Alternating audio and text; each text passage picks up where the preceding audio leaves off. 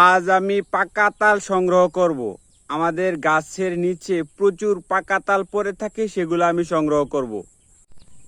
সকাল সকাল চলে আসলাম পাকা তাল টোকানোর জন্য। আপনারা দেখতে পাচ্ছেন প্রচুর পরিমাণে তাল পড়ে আছে, পাকা তাল।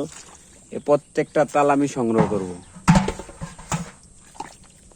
একটি তাল 10 টাকা করে বিক্রয় করা যায়। প্রত্যেকটি তাল আমি সংগ্রহ করব। আমাদের গাছে প্রচুর তাল হয়, আর এই তালগুলা পেকে পরে এগুলা সংগ্রহ করি আমি।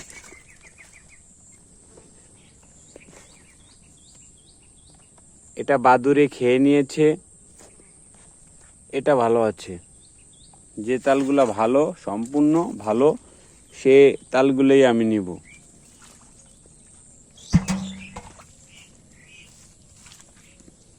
অসংখ্য তাল এই জায়গায় এক পিস রয়েছে।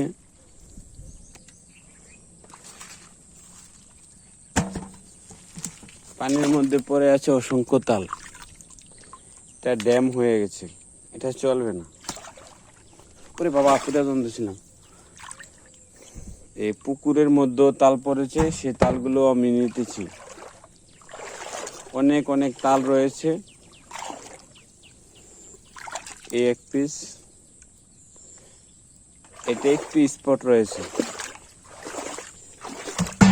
আমি বিশাল বড় একটি পাত্র নিয়ে আসছি, পাতিল নিয়ে আসছি, যাতে সব তাল নেওয়া যায়।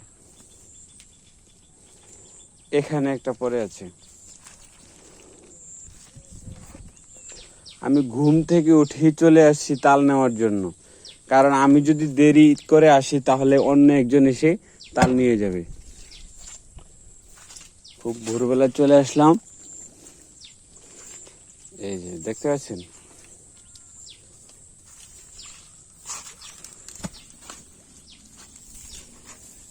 অনেক তাল রয়েছে। এই জায়গায় কয়েক পিস রয়েছে, পড়ে আছে গাছের নিচে। তাল অনেক উপর থেকে পড়ে, তাই জন্য তাল পড়ে একদম মাটির মধ্যে গেঁথে যায়।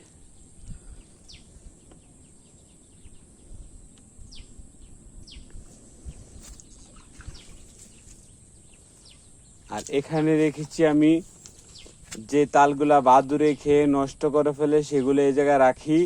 যখন এটার মধ্যে বীজে গাছ উঠবে তখন আমি এগুলা কেটে খাবো। তাল খেতে খুব সুস্বাদু, তালের বিচি। এ অনেক দূরে একটা তাল পড়েছে, এ দেখেন, সম্পূর্ণ ভালো।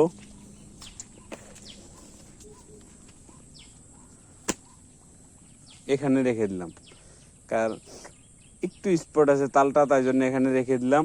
এটা বীজ থেকে যখন গাছ হবে, শিকড় জন্মাবে, তখন তাল কেটে খেলে খুব সুস্বাদু তালের বিচি। আমি এখন দেখাবো আমি কি পরিমাণ তাল আজকে পেয়েছি।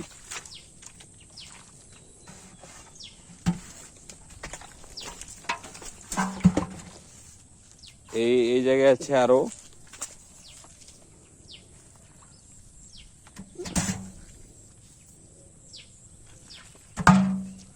এই তালগুলো আমি পেয়েছি আজকে।